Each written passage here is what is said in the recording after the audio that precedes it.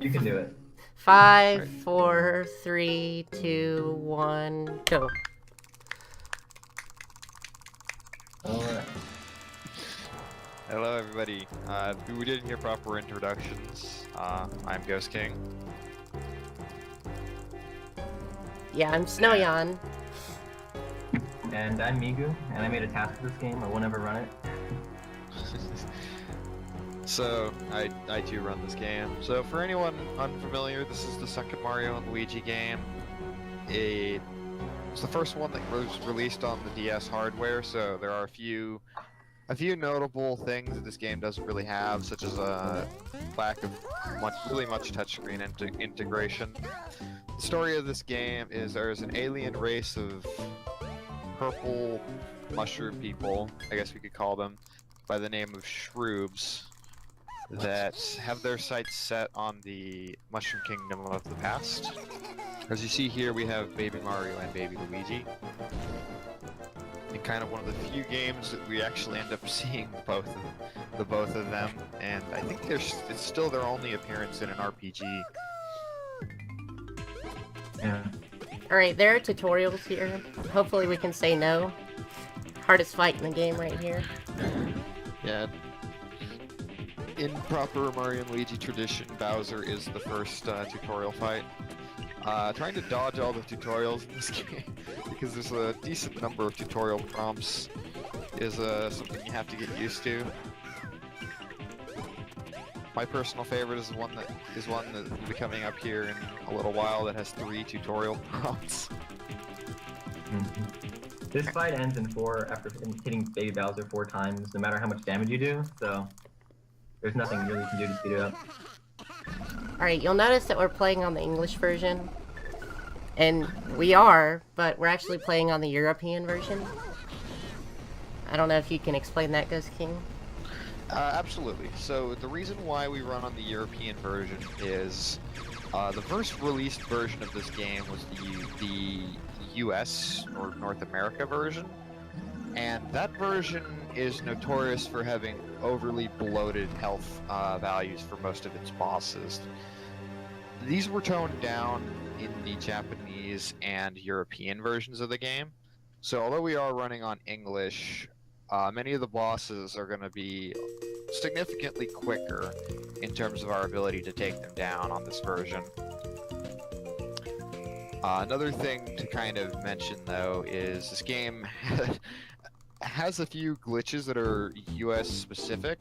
We will be doing a few glitches, which is one of the things that's going to be different about this run from the last year's Mario and Luigi Partners in Time run, if you got that one. But the North American version of this game would just end up being, I think with all the glitches, about the same length, but significantly tougher. Yeah, it's pretty much the same length, but there's about 8 or 9 minutes of time saved from glitches, and there's about the same amount of time from it's in RTA, but it's just so much harder on US. The boss fights and the glitches are harder, so. So you're gonna hear a lot of clicking in the background for like the first 30 minutes.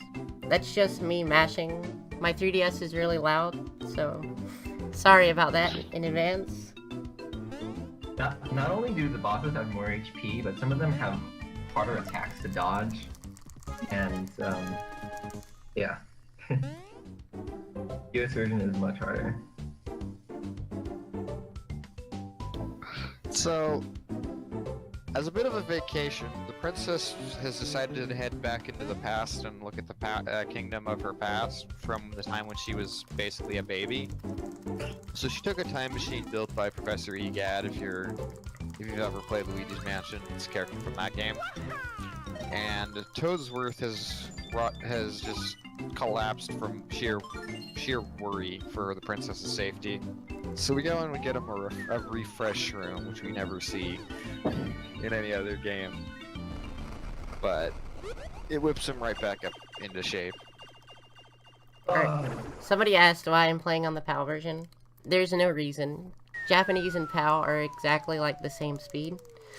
So yeah, there's a very, very minor time loss for European version over Japanese in the title screen, but this is only relevant if you have to reset the game. Which there is one trick in this game where you will most likely have to reset just because it's frame perfect and it's one try or you fail. And your run is over unless you saved. Let's go.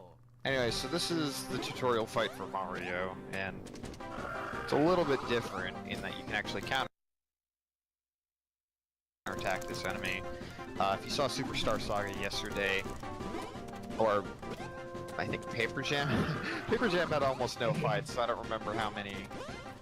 I don't remember how many times you get to see the. Might have been like one counterattack in that game. Alright, boys, we got past the hardest boss.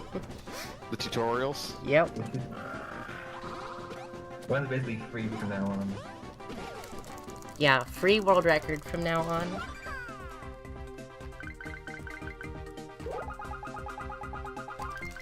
Alright, so we can time the roulette wheel. It's not RNG like in Superstar Saga.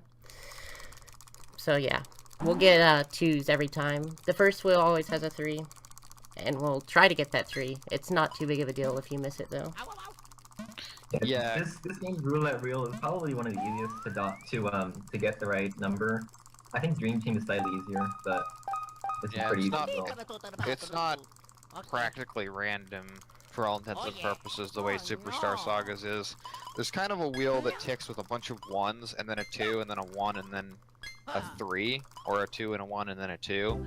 If you time it at the 1 in between the 2s, it'll always get you the second 2. So, we're going to be going straight glass cannon, meaning that we're only going to be upgrading power for the entirety of the run, because we can dodge every attack in this game.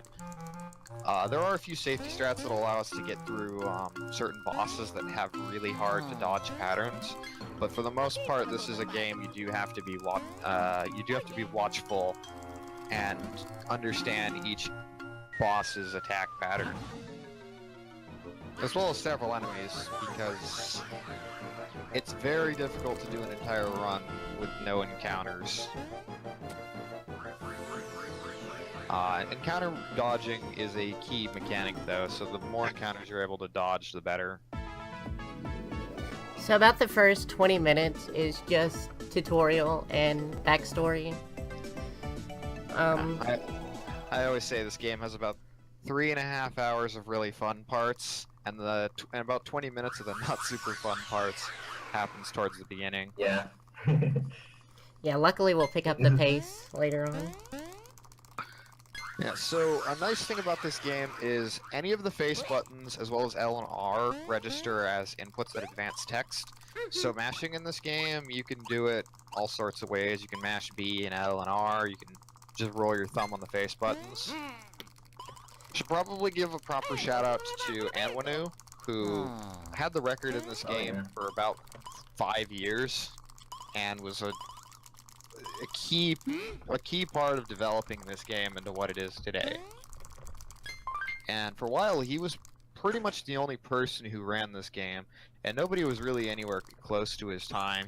He also set a record last year, and since then, a number of people have found glitches to make this game shorter. I know Migu in the call here has found a bunch of glitches.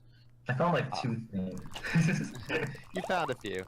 Snoion himself found a few setups for things to make things easier, which helped me after I was trying to learn a bunch of new glitches.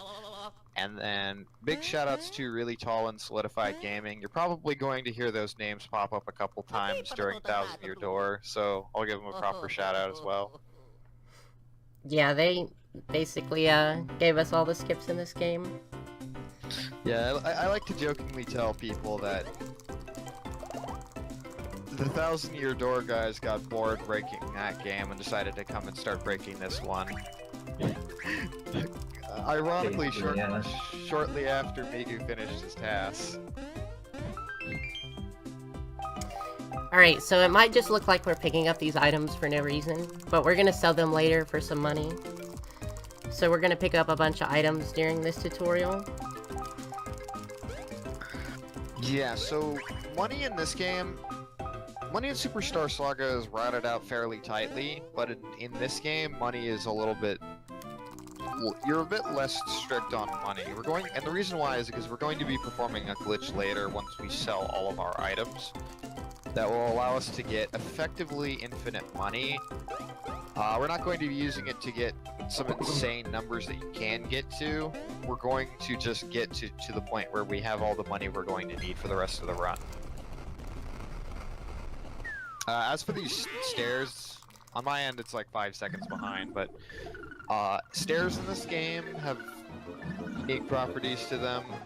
So, like Superstar Saga, you want to get up any sort of stairs or any sort of slope using stair glitch, which is pointing the directional pad perpendicular to the stairs and jumping sideways, so that way you maintain full momentum. Shoutouts to Dank Purple Mushrooms. Dank purple mushrooms.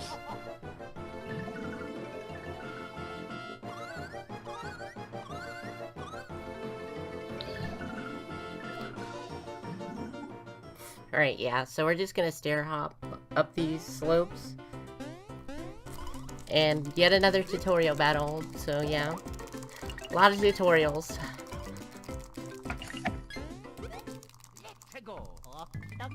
So this fight actually gets a lot faster if you upgrade power after